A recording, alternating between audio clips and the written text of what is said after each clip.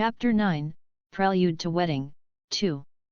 Lord George was sitting in an armchair in the library of his London home, drinking coffee while he read the newspaper. He was dressed in house-worn clothes, very similar to the one his friend Lord Melbourne used in the privacy of his own home, revealing similar tastes of both friends even in dress. He was concentrating on his reading, when he heard a knock at the front door of the mansion, and as a servant opened the door, and then he knew that the visitor was Lord Melbourne, by his voice, in a higher than normal tone. George smiled mischievously and mockingly, like a child's, knowing perfectly well what would come next. He hid his smile, and put a serious face on his face, trying to appear indifferent and formality, and pretended that he was still reading the newspaper. When Lord Melbourne entered the library with fury in his face, George remained unchanged, as if he ignored his presence. "You're a bastard, George!" exclaimed Lord Melbourne, without raising the tone, but with anger in his voice. "Good morning to you too, Lord Melbourne," George replied quietly but with some irony, not taking his eyes off the newspaper. "How dare you!" exclaimed Lord Melbourne, raising his voice a little indignantly. "Why are you so angry?" George replied, still pretending being calm and indifferent. "Do not be shameless. You framed me. Or are you going to deny that damn journalist was acting under your auspices? Only with your knowledge and collaboration could that bastard enter your lands and pretend that he was your employee for him to come near us. You made me take my shirt off, for the degenerate to see me," cried Lord Melbourne angrily. "I plead guilty, Your Honour, that man acted under my auspices," answered George with impudence and calm. "This is not a game, George. You realize that you have betrayed my confidence." Lord Melbourne continued angrily. "Do you realize that this chronicle is a big step forward in getting the Queen's wedding with you?" George asked, pushing aside the newspaper and turning his attention to Lord Melbourne. "What nonsense you're saying!" exclaimed Lord Melbourne. "Is this scandalous?" "Yes, it is, but everyone is talking about you, public opinion is focused on you. But the most important thing is that women are attracted to you, all women in England, Wales, Scotland and Ireland, even from the colonies. When the British newspapers arrive to them, all women are intrigued by you, and many feel horny when they imagine you as described to you by our friend the sodomite. I think even the most romantic will dream of being in Victoria's place and marrying you. Now, women do not vote, but they have a great influence on their husbands, fathers and sons, and many men are influenced by the opinion of women at home when voting, although few are willing to admit it. But politicians know this. You should know, this can have a major influence to change the direction of public opinion and therefore to put pressure on politicians to approve the wedding, especially having a general election around the corner, George explained, with condescending, with teacher tone. "What you're saying, I do not think being reflected in that way is." Lord Melbourne tried to reply, but in a hesitant voice, as if in the background he recognized that George was right. "Have you seen the next episode of the Chronicle of Our Friend the Sodomite?" George said, standing up and putting the newspaper on the chest of Lord Melbourne, who grabbed it with a grimace of disgust on the face. "Surely not, because you were in a great hurry to come and kill me and you would not have read the press today. Continue the chronicle with the popular party to which I took you, that of the peasants and fishermen. Of course, the chronicle describes you as a lover of the poor, a friend of the people, a man who awakens the affection of the weak and oppressed. That means more support for the cause of the wedding, your cause, my friend.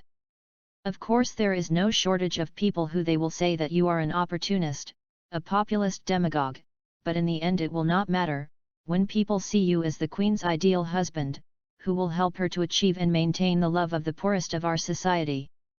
When you become a popular figure in the slums of London and not just in the aristocratic salons," George said, carrying his cup to a small table where there was a pitcher of coffee and poured himself more. Lord Melbourne frowned at the headline. "And I can tell you that in the tomorrow episode of the Chronicle he will describe the moments you had with the local children, because they cannot specifically mention my children because of my agreement with the newspaper. With that you will gain the heart of the mothers and grandmothers, and of all who have a tender heart. We will add the support of many people to the cause, William, added George. So in other words, you are my manager of electoral campaign to become me Victoria's husband and therefore consort of the Queen. The point is this is not an election campaign, George, said Lord Melbourne, a little more serene but still angry. You're wrong, William, of course it's an election campaign. After all, it is a question of pressing the imbeciles of Parliament so that they do not raise any more objections and hasten to approve the agreements necessary to proceed with the wedding. And the key factor here is the hurry, we have the time against, or do you think that the secret of the Queen will be kept safe if this impasse goes on for a long time, and if you do not marry her soon? George argued, seeing his friend in the eyes. Lord Melbourne shuddered a little, and the look on his face grew tense and worried. After a few moments he loosened his jaw a little and took a seat, crossing his legs, trying to relax. And you think this can really speed things up? Asked Lord Melbourne. I believe it, but in any case, it cannot hurt. The point is to generate a wave of popular support for the wedding, to make the vast majority of public opinion support this marriage. As you well know, the main obstacle is the resistance of a still large group of Conservative Party members who have defied the will of Peel and Wellington, but if we can conquer the public, even they will end up bowing over quickly. They will not want to lose their seats at the next general election, especially if they start getting letters from voters in their constituencies demanding that they support the wedding, something my agents are already working on. George explained. Your agents? But of what? Asked Lord Melbourne bewildered. The less you know better, William. You calm, we are on the right track, I think we will be in a position to win the decisive vote in the House in a short time, George replied comfortingly. George, this is a nightmare. I just wanted peace at this stage of my life, and now I am involved in a political war trying to avoid a catastrophe for the country, and my personal life turned into a disaster. At least I have a good friend by my side, although I really do not like your methods. In any case, I am grateful and I hope I can do something to compensate you, said Lord Melbourne looking tired and a little distressed. Do not worry, said George, by naming me your private secretary, I have enough. Private secretary? Exclaimed Lord Melbourne, surprised. As a consort of the Queen you will need a private secretary, at least formally. I wish I had that honour, said George. Well, I have no objections to that, though it will serve you little, to be my private secretary when I shall not be the one to reign, but Victoria will continue to do so, of course. But I have no problem, if it depended on me I would make you Duke, said Lord Melbourne. Time to time, my friend.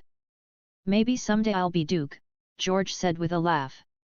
For now, we must focus on capitalizing on your popularity to advance the battle in Parliament. Do not think I'm not angry. If I had that bloody sodomite in front of me right now, I think I would challenge him to duel, Lord Melbourne said earnestly. That would be very inconvenient, William, the future husband of the Queen in a duel to a journalist, a representative of freedom of speech. On the other hand, you cannot blame the damsel for having written such an ardent chronicle when you seduced her with your Greek god body. George said mockingly and with laughter at the end. Damned idiot! Exclaimed Lord Melbourne, tossing the newspaper to his friend. Will you come with me for lunch? George asked, more seriously. Of course, said Lord Melbourne. Some time later, an anxious Victoria waited in a window of Buckingham Palace for the arrival of Lord Melbourne, whose visit had been announced by a message. It was the first time she had seen him since his return from Cornwall, and since she learned of the contents of the famous chronicle.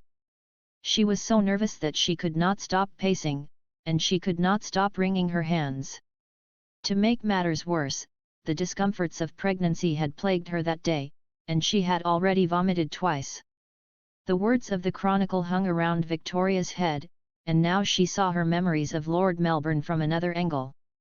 Of course she had always been attracted to him, she had always seen him as an irresistibly handsome man, and he had always awakened in her sensations which in her virginal innocence she did not quite understand, but which must undoubtedly be the excitement of a woman in the presence of a man she was in love with. But now that she was no longer a virgin, and especially now that she had discovered such a lustful and hot description of Lord Melbourne's semi-naked body, Victoria was only thinking about him with desire, a feeling of hot, running through her body. Every moment she saw the time on a wall clock, and counted the minutes for him to arrive. And in the umpteenth time she looked out the window she saw him. She watched him slowly approach the palace, riding a beautiful dark horse, with a graceful trot that demonstrated his skill and safety as a rider.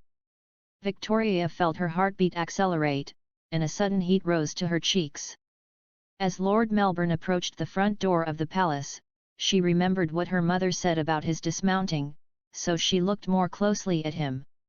And indeed she felt excited when she saw the elegant and daring movement with which Lord Melbourne dismounted from the horse, paying special attention to his thighs and the rest of his legs, and she could not help but sigh. Lord Melbourne handed the reins to a servant, but before he left he took out a leather wallet from one of the saddle bags of the saddle, and then entered the palace. Victoria, nervous, moved away from the window and went to a corner, and then, as if she remembered something suddenly, she went to another corner where there was a mirror, and seeing herself it began to touch with anxious fingers her hair and clothes, making sure she looked beautiful and flawless. Then she quickly stood in front of the door, standing and trying to look serene and self-assured, though inside she was dying of her nerves. It was not long before a servant opened the door and Lord Melbourne entered with steady pace, although in the seemingly serious gesture of his face there was also a certain nervousness. "Ma! Victoria, I'm glad to see you again," said Lord Melbourne with a slight hesitation in his voice, and after a moment's hesitation, approached and gave her a soft, quick kiss on the cheek. "Me too, Lord M," Victoria replied with a sweet smile, as she felt her body tremble and a sudden discomfort in her stomach, and even weakness in her legs, and she felt afraid to faint and look like a fool. "Was your trip enjoyable?" "Yes. I think so. It gave me the opportunity to rest and relax, and to have some peace. George and his family were very attentive with me. In any case I think I've returned with more strength, and how are you, Victoria?" asked Lord Melbourne with kindness. "Well, I feel good, especially now that you're back," Victoria answered a little excitedly. "And you have not felt discomfort with, you know?" Lord Melbourne asked a little uncomfortably. "Yes, the truth is that I've felt pretty sick in the last few days, the discomforts have been frequent and strong," Victoria replied a little embarrassed, because the issue of pregnancy was the delicate issue that stood between them. "But does the doctor think everything's all right?" Lord Melbourne asked, still uncomfortable, but with sincere concern for her. "Yeah, he says he does not see anything to worry about. You know it's not the same with all women and at all times." "It seems that in my case will be quite uncomfortable," Victoria replied, fearing to see Lord Melbourne's eyes and see the anger and pain again in them. "I see," said Lord Melbourne seriously and uncertainly, not knowing how to approach the subject with her. "You forgot you're no longer Prime Minister and you came to serve state affairs with me," Victoria said with a smile as she pointed to Lord Melbourne's leather handbag, so similar to the one he used when he was Prime Minister to carry some official documents that needed the Queen's immediate signature in their work meetings, was a clear attempt by Victoria to relax the tension over the issue of pregnancy. "No, it's just that I'd better show it to you at once," Lord Melbourne replied, a little nervous and excited, with a slight smile, as he went to a table and placed his purse on it, and from it he took out a more or less small box. Victoria looked curiously at the box in Lord Melbourne's hands. "On the day of the meeting of the Privy Council I commissioned the elaboration of this, and now I just picked it up," Lord Melbourne said as he removed the lid of the small box and displayed its contents on a velvet lining. Victoria saw surprised a silver bracelet. "Is for me?" Victoria exclaimed excitedly and with a charming smile. "Of course, it's made of silver with gold inlays. The best, I think, is the inscription, said Lord Melbourne, trying to contain the excitement. Victoria took the bracelet and read the inscription, "For Victoria, my beloved lifelong companion, like the rooks, Lord Melbourne." Victoria's beautiful blue eyes filled with tears, and she saw Lord Melbourne with a little girl gesture on her face, a gesture of a wounded puppy, which shook Lord Melbourne and made his eyes wet. "It's the most beautiful thing they've ever given me in my life, Lord M. Thanks, William," Victoria said in a voice broken by emotion. It's a detail. I wanted to show you that in spite of everything, the difficult situation that we are living today, despite the pain or the damage we can do to each other, I will always be for you. And that our friendship, our status as companions of life, should never end, and more now, and that my commitment to this marriage is absolute, for your sake, for the sake of the country, and even that innocent creature you expect," said Lord Melbourne, trying to stay calm and not cry himself too. "William, I do not know how to pay for such love," Victoria exclaimed, wanting to hug him, but not daring to do so, as tears continued to stream from her eyes. "Wait, there's more," Lord Melbourne replied, and returned to the purse of the one who took out a slightly larger box. "When my mother was going to die, she once told me that if I ever widowed and remarried, well, it goes without saying that she hated Caroline with all her might, for the affair with Byron. The fact is that she told me that if I would remarry, and fortunately I did it with a woman worthy of being the Viscountess Melbourne, well, in such a case she wanted something that had belonged to her to be now owned by my wife. I respected my mother's will and kept that familiar relic, but since I had no hope of getting married again, I would leave it in my testament to my brother's wife or my sister. But as fate is capricious," Lord Melbourne could not to avoid a sardonic mocking smile, "well, here it is." Lord Melbourne opened the box and revealed a beautiful necklace of pearls with diamonds, evidently very expensive and undoubtedly the work of a great goldsmith. It's very beautiful." "Impressive!" exclaimed Victoria, genuinely impressed. "The last time someone used it, it was on my mother's neck. For me it's a very beautiful memory. Now it will be a pleasure and an honor to see it in your neck, Victoria," Lord Melbourne replied, and his voice cracked with emotion at the end. Victoria burst into tears in her peculiar style, like a little girl, pouting. "No, Victoria, do not cry, my gifts were not meant to make you cry. Please, I'd rather see you smile than see you cry," said Lord Melbourne, handing her a handkerchief to dry her tears.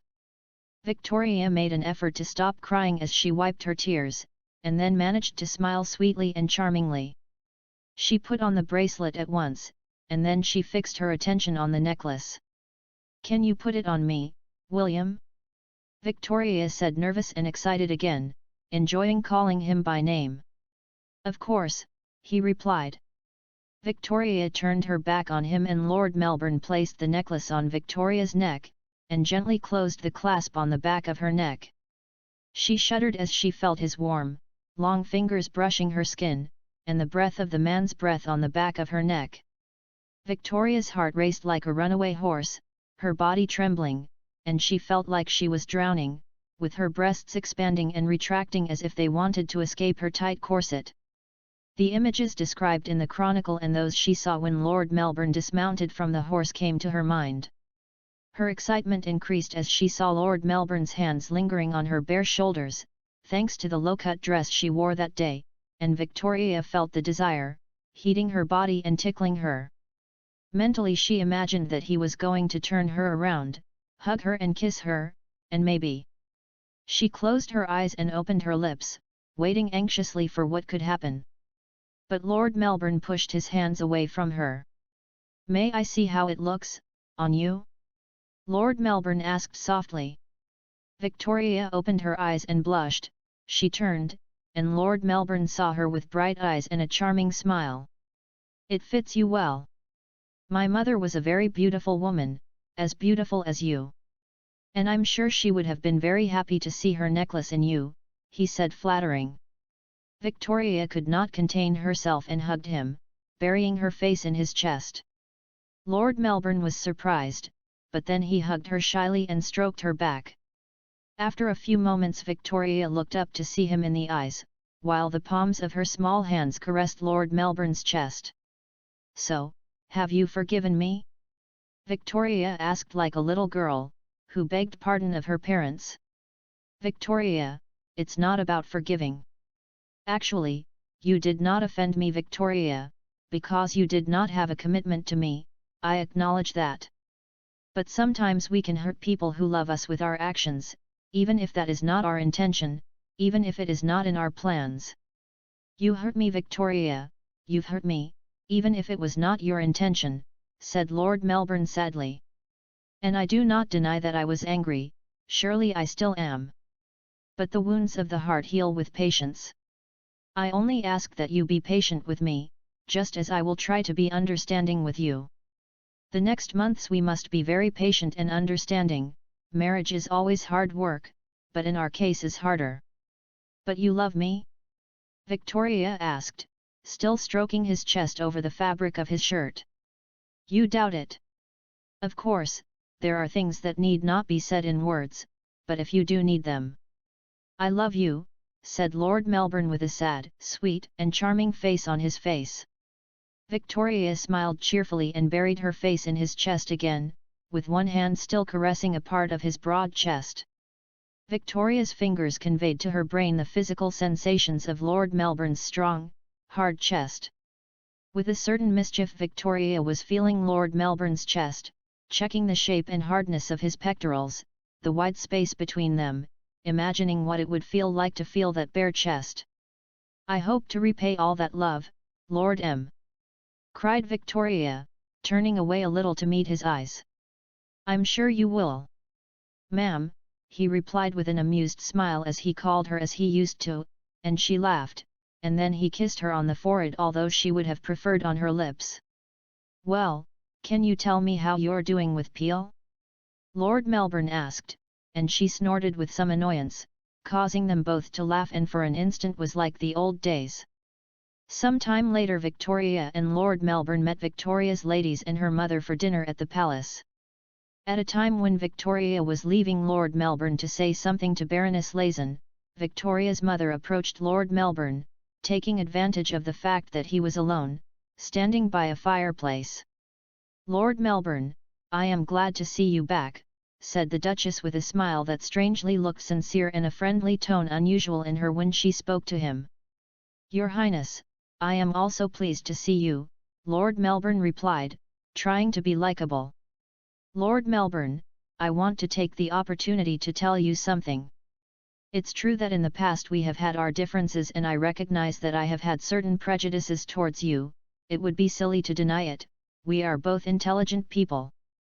But now that you are going to marry my daughter, and that at last I have understood the depth and sincerity of your feelings for her, and the fact that we are going to be family, I would like to offer you my sincere friendship," said the Duchess with apparent honesty and some emotion. I'm very glad to hear it, Your Highness.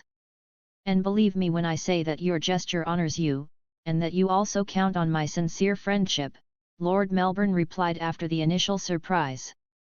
"You do not know how happy that makes me, Lord Melbourne," said the Duchess, approaching Lord Melbourne, and to his surprise, she placed the palm of one of her hands on his chest.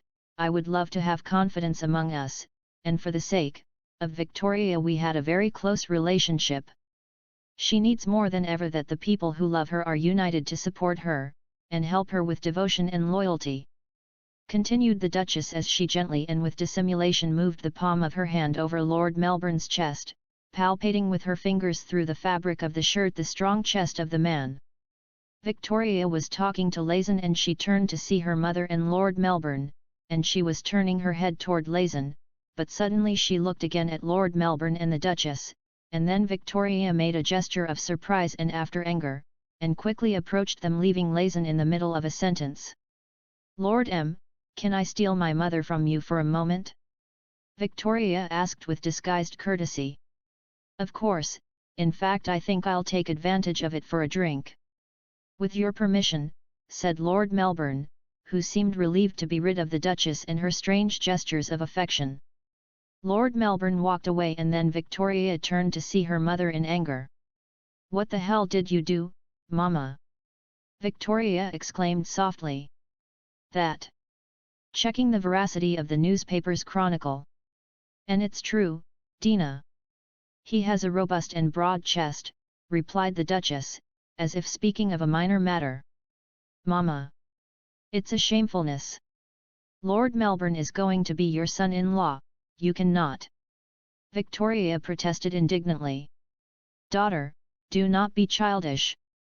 Of course I would not have an inappropriate relationship with my daughter's husband, even if he was willing, which I certainly do not think will happen or pass through the mind of Lord Melbourne.